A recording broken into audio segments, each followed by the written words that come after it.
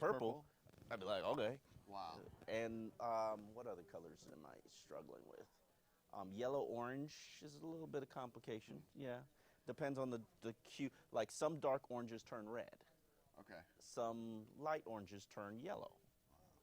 And so when you were looking at the dress, was it white and gold or was it blue and black? oh, that was I can't remember. Okay. But it could have been neither. That's the thing that's crazy. It could have been I just something couldn't totally remember different for you. It was I think it was gold to me. Okay. Which color was it? It was It was a blue and brown dress. a blue and black dress. The Yeah. shot was not white balanced correctly, and that's what caused people to see it as white and gold. Huh. And a photographer could correct everybody online and just say that's a blue and brown dress, and it wasn't corrected, color corrected. okay. Have we white balanced, by the way? We have white balanced our shot. You hold. Oh, good. Yes, they're both at 54, around F3. And just so you know, this week when I do this, Yeah. wrapping up means we have about a minute. Okay. But really try to wrap up as quickly as possible. Okay. Okay, so hold on. So you're going to give us at the 7-minute mark the wrap. Exactly. All right. And try to keep it as close to as possible. Okay. So that means sometimes we might skip tweets. Right so at the end. Right. he's got to pay attention. Okay. That means sometimes if he's giving us the wrap, we might skip tweets. So you got to pay attention to make sure that you keep moving with it. So if you start talking about a topic, you're not going to go back up to a tweet, right? Correct. But I think the bigger thing that is like, say this last tweet in block 1, if we're getting a wrap and we're only like right here, then we'll just cut the rest of the first block and we'll get on to the second block. Okay. The video guy. Say hello to our periscopers. Hi, Periscopers. Welcome next. Are we really periscoping? I think we're periscoping this at the beginning. Thank you. Great. Okay. And we're having Like, what is the trouble benefit with of the- periscoping? We're going to find out. I know. These Periscope. are our hosts over here, Omar Okay. Kelly and Mr. Matt Lincoln. Hey. Say hello to the periscopers. Hi, Hey, how are everybody. you? How many people do we have watching right now? 37. Are Wow, you serious? Like, people 37 are like people. watching live. Live right now. Wow. They Cool. want the Live backstage. before the live show. That is something else. Look at that. Instagram, now Periscope. Make sure you send us your questions. Don't Yes. just sit there and watch. Tweet us your questions to the hashtag #XOMar. Also send us your challenges. We will be taking them live. I don't have even my know. whistle Like, and should my I text flag out? When I can somewhere call around here. at Oh, here's the 33. whistle. Oh. Sorry.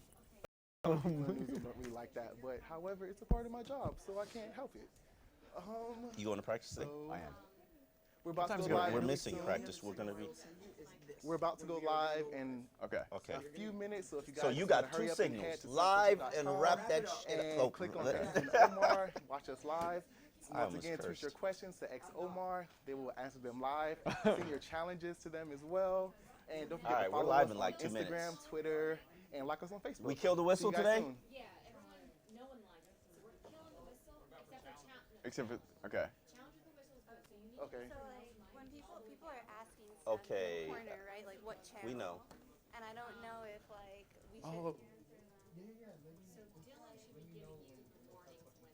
Right. That's what he said he's going to do. And he doesn't need to touch the cameras with your feet. He's really just going to stand there. All right. Like, what I find interesting, and we're not going to talk about it on the show, is this outrage of Michael Bennett's comments Oh, because Ryan Tannehill was thrown into the conversation as well. Right. Because one, Ryan Tannehill has won 8 games. Michael Bennett shorted him a game. Right. That was unfair.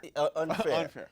But he is an 8-8 quarterback. He is not mediocre, but he is Right. average. He's 15th best quarterback in the league, but he gets $95 million. Sure. That's the way the NFL is set up now. As Michael Bennett, yes, correct. As Michael Bennett is pointing out, elite players, Pro Bowl players, they get $8-9 million a year. Right. Brent Grimes makes 8. Cam Wakes makes 8. Those are 2 elite players at their position. And generally, if they made 9, they'd be in the cut zone. Right. But quarterbacks make 16. Average quarterbacks. Like, what did the man say that wasn't true or accurate? NFL players are bothered by it. That Tannehill's making so much money. I think the market decides how much money you make. Exactly. Supply and demand. Right. And my biggest issue is the fear of the free agent quarterback. Like, name the last free agent quarterback that was actually good. It was Peyton Manning. Yeah, Peyton Manning. And he got $98 million that 5 years ago. But think about how long that is. That's been a long time. 2000 and 2012 is the last like good free agent quarterback, and everybody gets overpaid just because people are scared to put it in a bidding process. Yes. No. Oh, yes, you grab it, so I don't have to move and challenge status quo.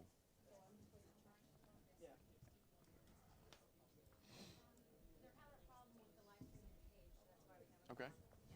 Yes, we're having a problem with the live streaming page. So he's Hold gonna. on, wait a minute. So how are people hearing if they're having a problem with the live streaming page? Because people have tweeted me, their mics are on.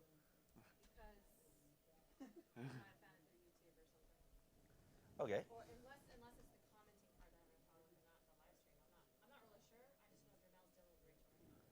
Okay.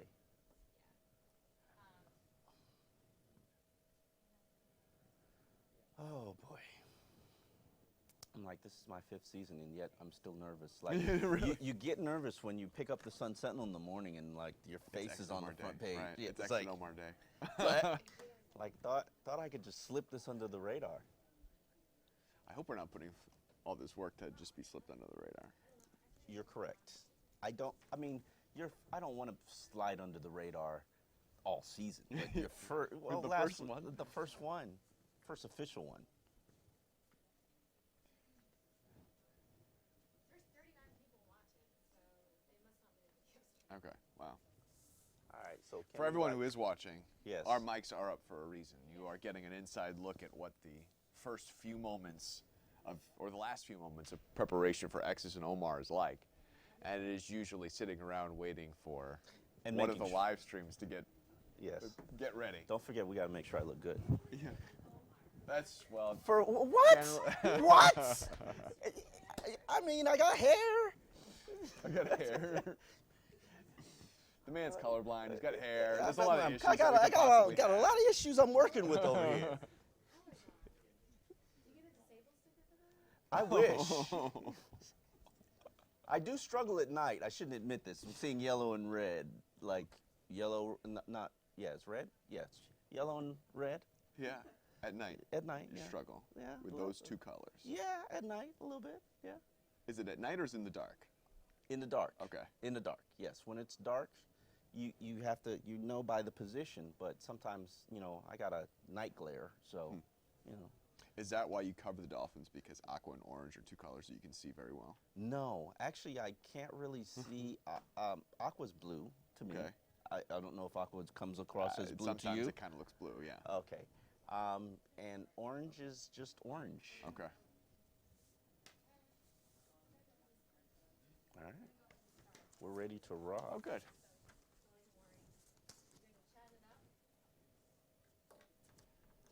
Yeah, continue. Okay. Well, thank you for joining me for another season. Okay, Welcome. this is Good horrible. Yes, okay. Well, thanks for having me. Good Really luck. excited about the season. That was a funny voice, by the way. It's amazing how thirsty I get. It's very thirsty. It's very, you talk all the time. It's 25 minutes of talking. It requires a lot of water. You ready to go? Yeah. All right, here we go.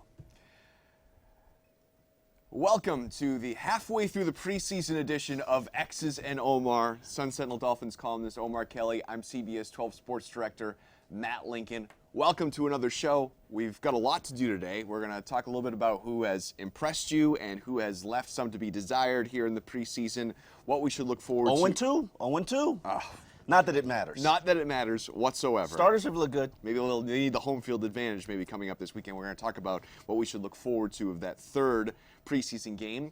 And we'll start by looking back at this Panthers game. Another loss, 31-30, but, and it's a big but. Yeah, a lot of buts. 2 straight, really good performances from the first team. Who's impressed you? Certainly Ryan Tannehill. As we talked last week when we did the show together, even before that, he has taken his game to another level. There's a consistency, an efficiency, an accuracy, a poise, a leadership presence that he has not exhibited early in his career. I talk all the time about Chad Pennington, and watching Chad Pennington perform and practice in 2008, it really changed my views on not just Chad Pennington, but on quarterback, because I've covered the Dolphins, so I've seen a lot of mediocre quarterback play. Chad Pennington was the gold standard from when I started covering the Dolphins, and right now you're seeing accuracy from Ryan Tannehill. The ball rarely touches the ground during practice, and that is the starting point of what you see when you see an efficient quarterback. I think that Ryan Tannehill can be Chad Pennington with a better arm this season. 5 drives, 3 touchdowns. It's hard to be better 3 than touchdowns, that. not just that, but what I really love, 81% completion percentage. Now, in fairness, Ryan Tannehill doesn't throw the ball many yards downfield. He is a find an open receiver, get it to that open receiver, be efficient, don't turn over the ball. Chad Pennington-esque. All right. What you're seeing right now, he's averaging 7.2 yards per carry because some of his weapons are producing run after catch plays. And that's really what the offense is catered towards. It's catered towards completions, efficient drives, moving the ball down the field, and occasionally produced a big play. He came close with that pass to Jordan Cameron. It just didn't, I give it a Shaq Thompson. If a defender gets his hands on the ball, it's called a breakup. Right. So hopefully, that they start to deliver on those big plays. Well, and if you're dinking and ducking and scoring on 3 touchdowns every 5 drives, it really doesn't matter how it gets in the end zone as long as it gets there 3 out of 5 times. It's pretty impressive. I mean, in last season, the Dolphins were the team that led the NFL in red zone opportunities, red zone trips. The problem was their efficiency was at 55%. I think that if they improve their efficiency, and they should, considering the type of weapons that they have now in the red zone with Jordan Cameron and eventually Devontae Parker, they will be a higher scoring team. And maybe if you score more points, you win more. Right. I mean, Devontae Parker hasn't played yet. Greg Jennings didn't play last week. Got to think Kenny Stills is still kind of working his way back into the fold. So this is not even the Dolphins offense at full bore yet. Absolutely. I think the only issue that I had coming into the season is I was concerned a little bit about having a power back, having a back that pushes the pocket and gets into the red zone. But Damian Williams scored 2 touchdowns in his red zone opportunities. Can't complain about that. Offensive line, okay enough for you? Still waiting on Brandon Albert to come back. The guards figuring it out. How did they look in those drives? You know what? I expected going into that week that Carolina was going to be a great assessment for me, be able to see that offensive line versus a very good first-team defensive line. However, the Panthers, 3 of the 4 starters against the Panthers didn't practice all week, didn't play in the game, and then the 4th starter tears his ACL. Did you really get a good assessment of the Dolphins' offensive line? But it honestly doesn't matter right now because the Dolphins are convicted to go at what they have and see if they can find some things, not just on the waiver wire, but veterans that don't make the 53-man roster, basically when the roster starts getting trimmed September 1st. Defensively, Jamar Taylor had a big interception, almost scored on the return, and there was a big goal line stand. First-team defense keeps the Panthers off the scoreboard. Is that more because we saw some great play? Can we judge this defense from that performance, or are the Panthers really just kind of lacking playmakers and struggling offensively right now? I think it's a little bit of both. When the Panthers lost Kelvin Benjamin, their top offensive weapon, they weren't really trying to work on their running game. Not that the Dolphins allowed them to work on their running game. But then again, the Dolphins' defense should be very fierce from a defensive line standpoint. I'm a little bit concerned about the safeties. I'm a little bit concerned about the cornerbacks, especially with injuries right now. Jamar Taylor got hurt. Bobby McCain got hurt. You're not really the deepest unit from a cornerback standpoint, so you got to compensate for some injuries. But this Dolphins defense should be good. I'm going to conservatively say they will be a top 10 defense, potentially a top 5 defense if everybody stays healthy. Getting Kouamisi back is very key just because I'm uncomfortable with the linebacker play. And Kouamisi is probably the best linebacker. If he's there, it should help settle things down. Well, let's take our first Twitter question as you begin to talk about the secondary. And, of course, we can take all of your questions just by using the hashtag XOMR. We'll take as many as we can. Let's start by Mike at Profile69. Is the Dolphins starting free safety on the roster currently? Absolutely. There is no question that the coaching staff, the management, personnel, they want to go with Walt Aikens. They believe in his athletic ability. He's a superior athlete to Louis Delmas, the guy who suffered a season-ending injury last week in practice against Carolina. They believe that Walt Aikens, in the second year, is grasp more of the defense. They probably will have to simplify the defense a little bit more for Walt Aikens. The question is he going to bring the communication needed to prevent breakdowns? And that's the biggest thing that Louis Delmas did, is that he sewed everything together from a communication standpoint. Right now, I'm seeing Rashad Jones step up a little bit more from a communication, making the call. I've always been told this from defensive players, that it doesn't matter if it's the right call or the wrong call. If one person makes the call and everybody follows it, the play should work. Now, if one person makes a call and another person makes another call and you're running two different defenses, that leads to breakdowns. You just can't have breakdowns. But Walt Aikens, I think he's going to get the job, or at least the Dolphins think he's going to get the job done. And then Michael Thomas. We've seen what Michael Thomas can do. He can play. He's undrafted, so, you know, favoritism is always going to go to the drafted players. But Michael Thomas brings a leadership standpoint, a communication standpoint. He is a captain on special teams. So if Walt Aikens can't get the job done, you at least have an option B. Okay. I was looking at this morning. These are the teams in the NFL with the worst quarterback situations. Oh, we got to talk about quarterbacks. The Bills with Tyrod Taylor, Uh-huh. the Jets with Ryan Fitzpatrick, the Texans with whatever they're doing, the Jaguars with Bortles, the Browns, who knows what they're doing as well. The Redskins have some issues with RG3 back there, and then you've got two rookie quarterbacks starting, the Titans and Bucks. So that's 8 teams: Bills, Jets, Texans, Jaguars, Browns, Redskins, Titans, Bucks. In those 8 teams, you'll find the first 6 opponents for the Dolphins. So Walt Aikens has got 6 games against really bad quarterbacks to try to figure out how to play. Yeah, definitely. I mean, everybody says that the beginning of the Dolphins' schedule is easy. It's light. Washington Redskins, oh, they got RG3. Okay, that's fine. But you also got to factor in a lot of those games are on the road. Yes, they are. And there's a reason that they give you 3 points on the line if we're actually betting people for road games. There's a reason. And it's hard to win in the NFL, even if it's the Jacksonville Jaguars. No shade to the Jacksonville Jaguars. It's hard to win on the road, and you also cannot account for the improvements that quarterbacks like Bortles makes it from year 1 to year 2. Think about the jump that Ryan Tannehill made from year 1 to year 2. Well, I think the question is it harder to beat easy teams on the road or to beat good teams at home? I think it's harder. I don't even know if there's an answer to that question. I think it's harder to beat good teams. Just harder to beat general. good teams. Wherever the Baltimore Ravens are, it's just going to be hard to beat them. Even minus the 3 points, I think the Dolphins are going to be favored in their first 6 games.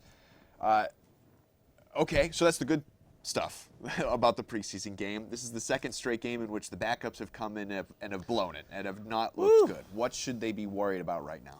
I've always been worried about depth. I think depth is a major issue that this Dolphins team is going to have from the standpoint linebackers are weak, offensive line is weak. I'm not really sure you've got a number 2 running back. Secondary is now pretty weak with losing Louis Delmas. You're running a little thin from a safety standpoint and from injury standpoint at cornerback. As a team, and I consistently say this because I've seen it since 2007 when I started covering the Dolphins, you are only as good as your weakest link on that team. Whoever that weakest link is, whether he's the linebacker, whether he's a cornerback, whether he's a safety, whether he's the running back, if that weak link has to play, Dallas Thomas, last year, you are only as good as your weakest link. Last year, your weakest link made you an 8-18. What is your weakest link going to make you this year? Is this the cost of Sue? So much money in Sue, they don't have money for decent backups?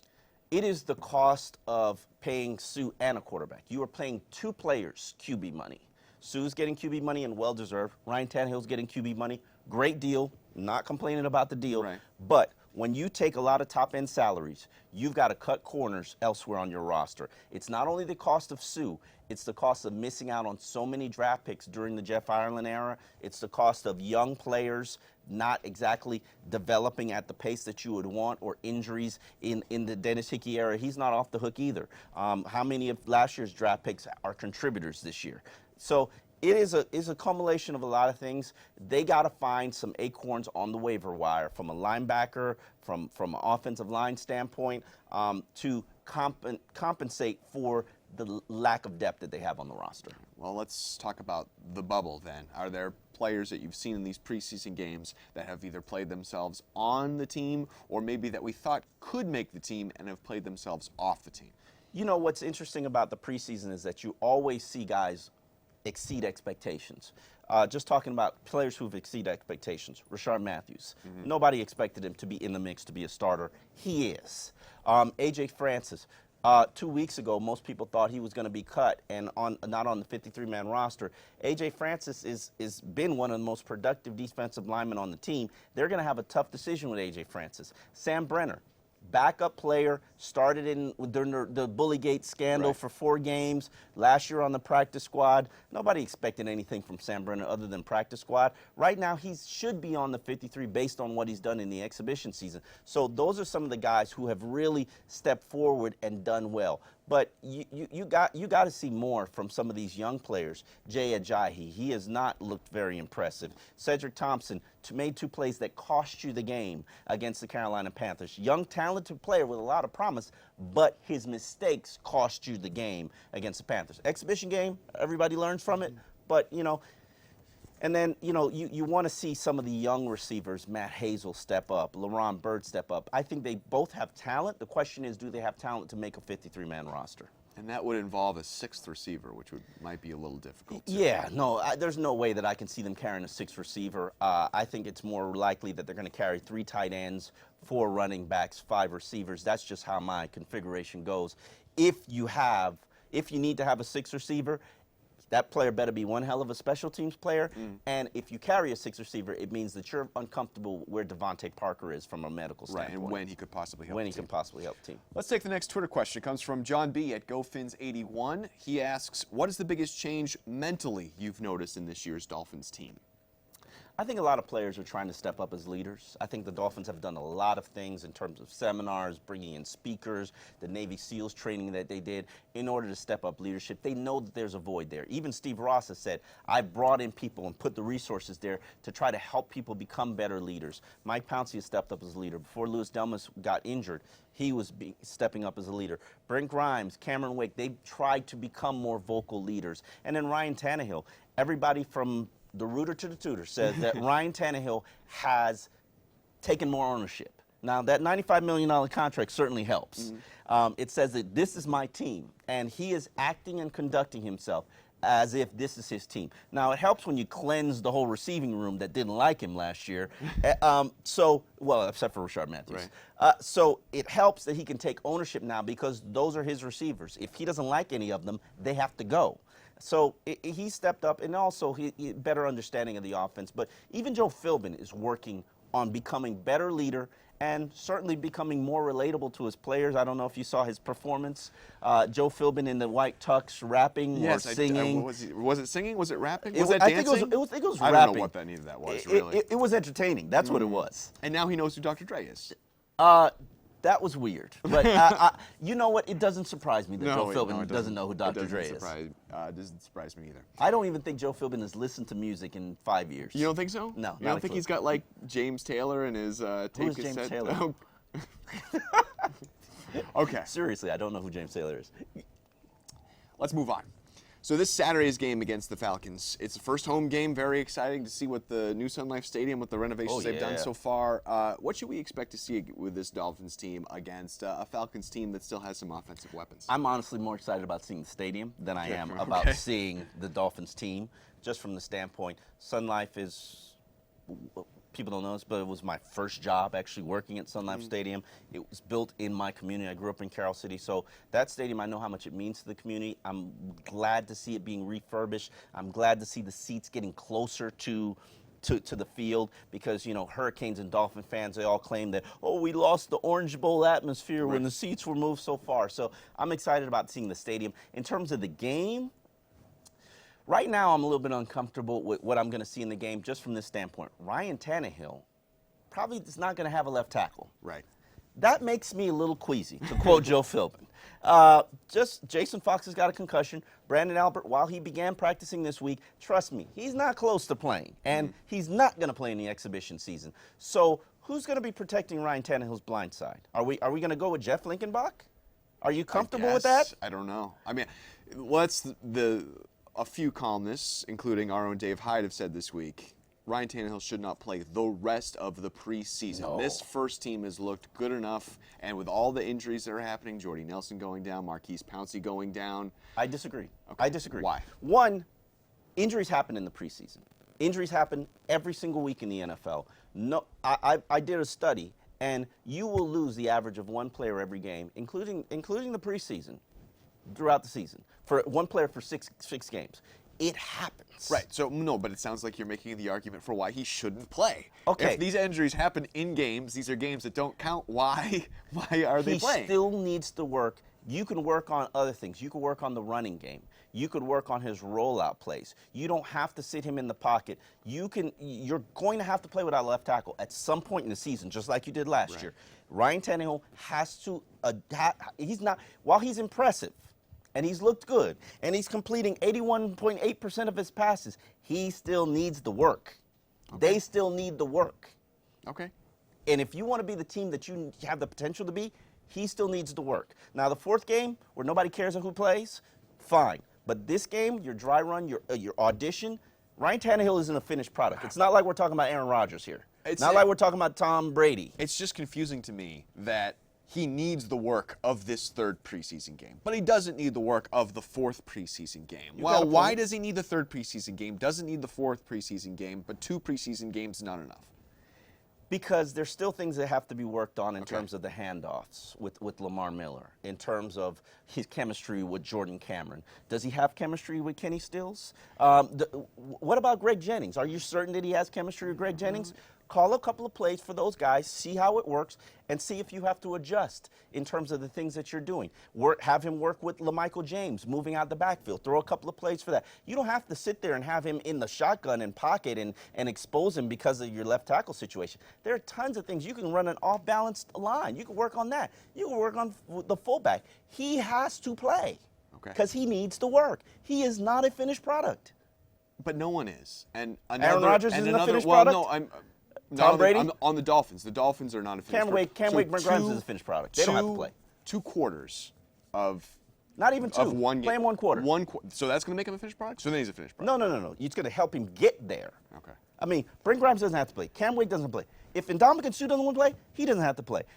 But Ryan Tannehill has to play. He's not good enough to not play. All right. Well, let's move on. If there is, we still have some position battles that are happening with some guys that do need to play. Yeah. What are we looking at? What positions are still up for grabs? Dolphins are a little bit uncomfortable with their strong side linebacker position. They're uncomfortable with all their linebackers. Okay. Now, Cole Mesie's coming back. We don't know if he's going to be playing because of the quad injury. I'm not sure if Cole Mesie's a guy that needs to play. Cole Mesie has to get healthy. That should be your priority. If you put him out there for 1 series, 2 series, okay, fine, as long as he doesn't re-aggravate his injury.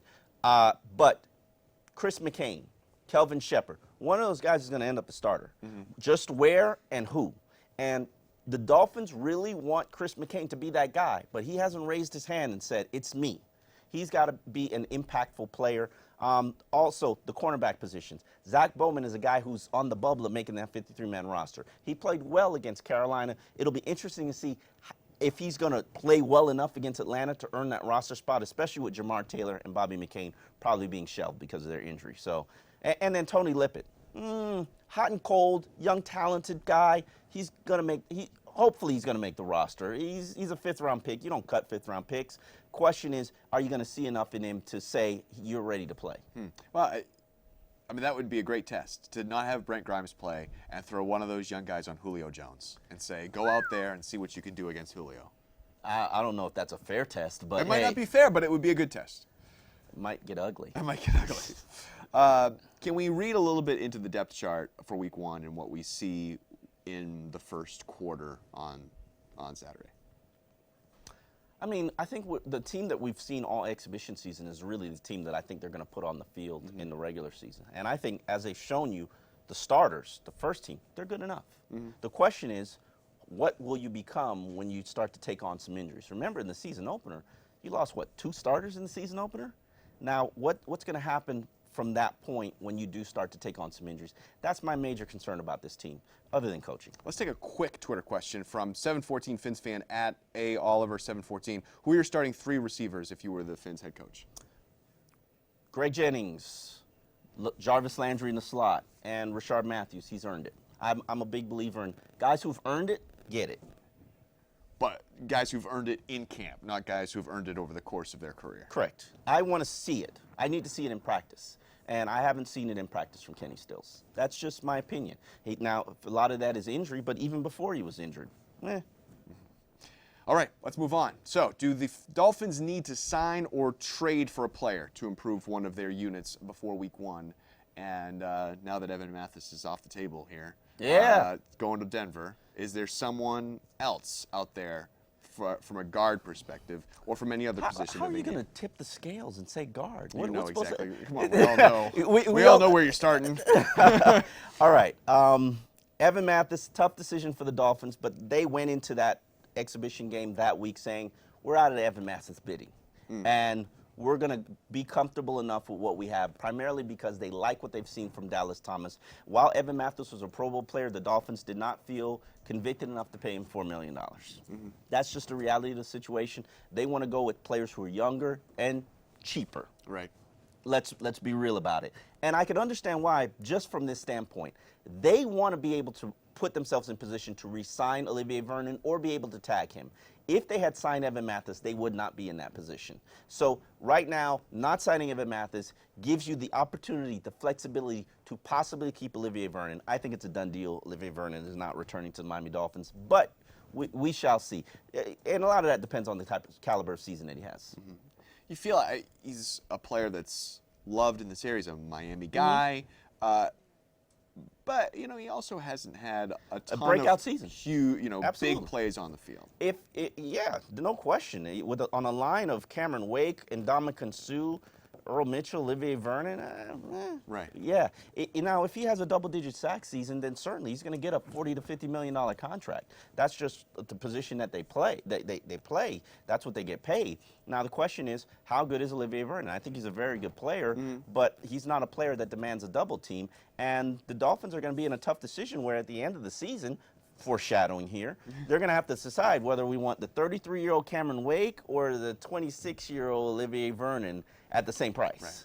Tough decision. Well, that leads to our next Twitter question from Joseph Bokuzi at JoeyBoy92. What does the cap situation for the Fins look like next season? We talked about Olivier Vernon. Who else is in some trouble? Lamar Miller Yeah. Lamar Miller is going to be a free agent. Running backs of that caliber sort of make $3 to $5 million. I think Lamar Miller is primed for a breakout season. He's one of the players that I think has really stepped forward and played a lot better than a lot of people expected in the exhibition season. I think he's primed to have a back-to-back 1,000-yard season. Interesting to see how much that gets him paid. And they're $11 million right now under the cap. That is why that's important, is because the Dolphins are able to carry that $11 million over to next season when the salary cap's projected to be $150 to $155 million. Now, keep this in mind.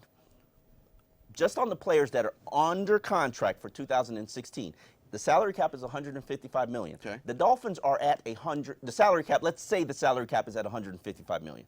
The Dolphins are at $155 million in contracts committed without signing free agents, without signing your draft picks. So some players got to go.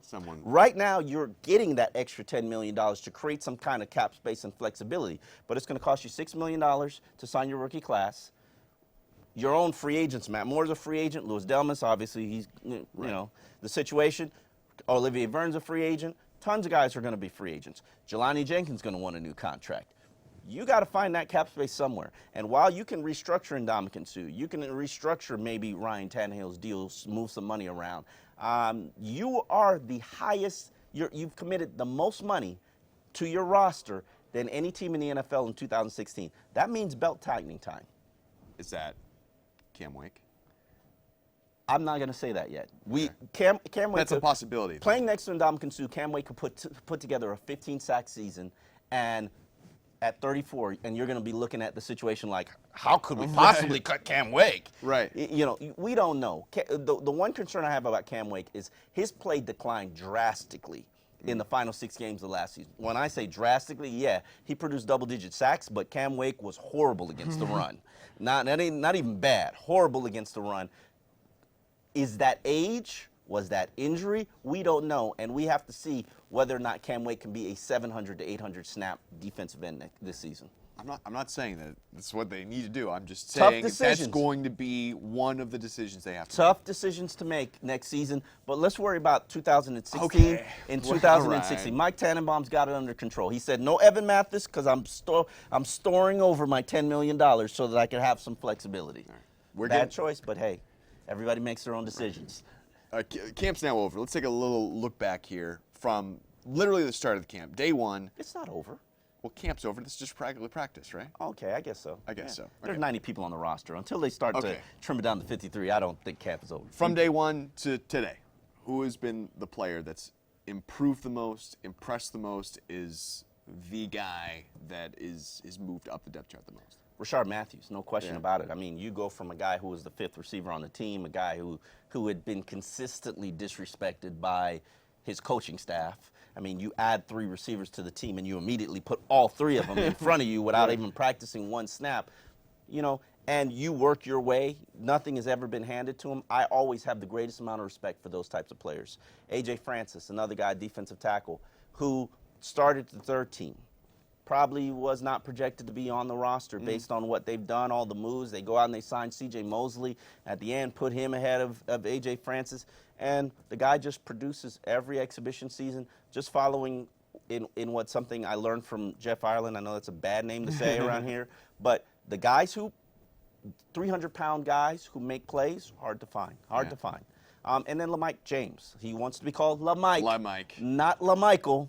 LaMike James is flashing. He makes flashy plays. The problem is he needs to get to the consistency level that everybody's looking for. Let's take our next Twitter question. It comes from Chris at CWMCFly, or CWMcFly, I guess. Hashtag XOMar. Do you think all this underpassing will just draw the defense closer to the box, making it harder to run? Yes, but it is who Ryan Tannehill is. Eventually teams will creep up into the box, and then Ryan Tannehill's going to have to hit them big. And we're still waiting for that. Right. So this really hasn't changed. It hasn't changed anything, but everybody knows who. I mean, Chad Pennington wasn't going to hit you big, but, you know, somehow, some way, he was efficient enough to get the ball where it needed to be. And Ryan Tannehill's showing that accuracy to be able to get the ball where it needs to be. I mean, his turnover, no turnovers in the exhibition season. He really got his turnovers down last year. Ryan Tannehill, and he'll say this, he finds the open man. He's not catering the ball to anybody. He finds the open man. You're open, you're going to get the ball. Who has been the biggest disappointment in camp? Biggest disappointment in camp probably is Billy Turner. Billy Turner and Chris McCain. I'm going to lump both guys in. I like both guys. Yeah. I think both McCain, guys. It's going to hurt your heart. It's got to hurt. It is hurting my heart. I think both guys have the potential. Billy Turner, I think he's plagued by some injuries right now. He's got a thumb issue. Saw him limping off the field after a Carolina practice. Sometimes there's nothing on the medical report, but sometimes guys start to wear down physically. You're seeing him being pushed by Jamil Douglas, the rookie from Arizona State right now, Arizona State University. Don't want to shorten them. And then Chris McCain. Oh, man. You know what? I am hopeful and optimistic that when the lights turn on, Chris McCain is going to be like Jelani Jenkins, who did nothing before he led the team in tackles. And I'm hoping that when the lights come on for Chris McCain and the action is real and live, he will be the impact player that I think he can be. But that is a major concern for them right now. But hey, can it get worse than Philip Wheeler? No. What's McCain's biggest problem right now? Dropping back in coverage, reading, recognizing what his responsibilities are, following through on what his assignment is. He is good upfield rushing the quarterback, pass rushing. Maybe he's decent stopping the run. It's that dropping back in coverage thing that's giving him some trouble. Well, you look at so it's a big guy, strong long guy, arms, long legs. Can get from A to B very quickly, but when it's moving around, Lot that of big thinking. body gets in the way. A lot of thinking, and he's got to process things faster. All right, let's take it. Oh, yes, we have a challenge. Nice catch. Welcome to the new season, Jamal. Thank you. So the first challenge of the season comes from Chris Saccone. You just said that McCain is the biggest disappointment.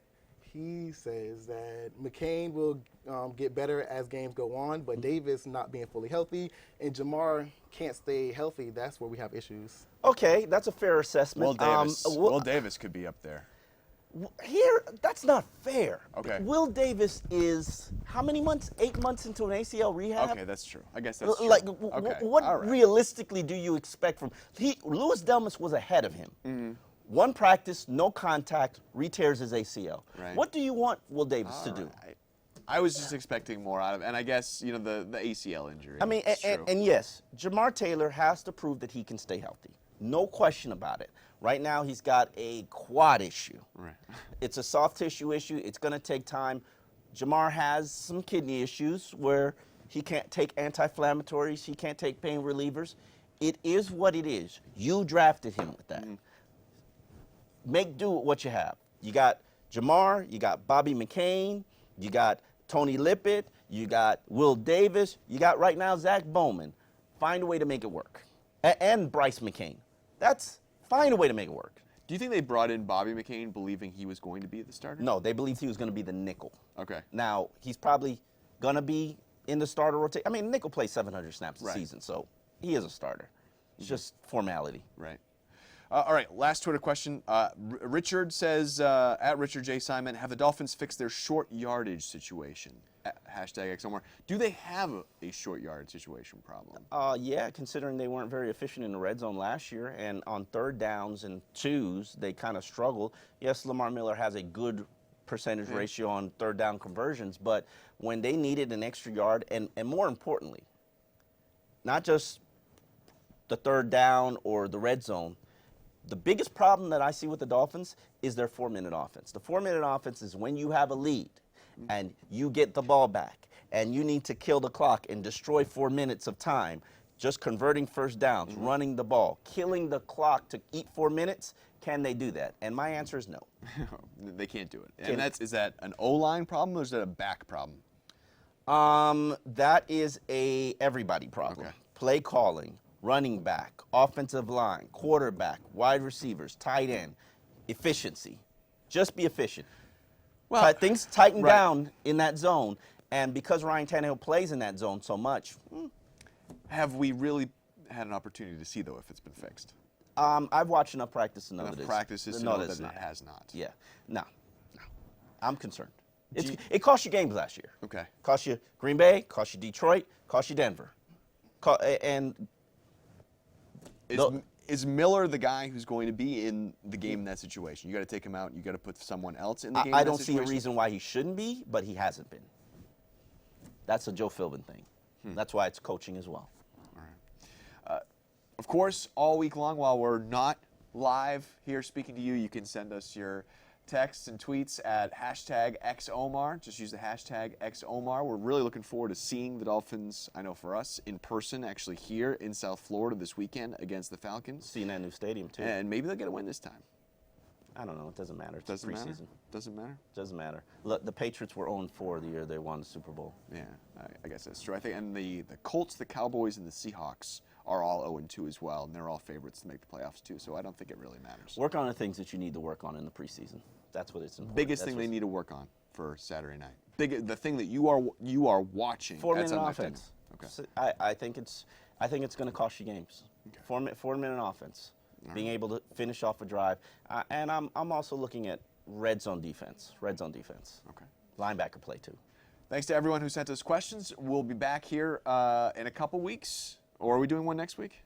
I don't know. Yeah, we got one next week. I We'll be show back up- here at 12:15 I next show up when Wednesday. they tell me to show Hey, up. This is the same thing with me too. We'll be back here next week at 12:15 as we break down the Falcons game and look ahead to the final preseason game coming up next Thursday. For Omar, I'm Matt. We'll see you next week.